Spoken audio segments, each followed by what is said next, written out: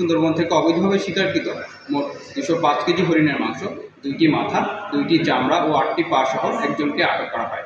গোপন সংবাদের ভিত্তিতে গত 16 মার্চ 2025 তারিখ রাতভর বাংলাদেশ কোস্টগার্ড পশ্চিম জোনের অধীনস্থ স্টেশন কয়রা, কৈখালী এবং খারবাড়িয়া কর্তৃক যথাক্রমে কয়রার দক্ষিণ খাসিটানা, শেকরবাড়িয়া নদী সংলগ্ন এলাকা, সাতক্ষীরা জেলার শ্যামনগর থানাধীন সুন্দরবন বাজার ও তৎসংলগ্ন এলাকায় এবং মংলায় জয়মণিখোলা এলাকায় পৃথক 3টি অভিযান পরিচালনা করা হয়।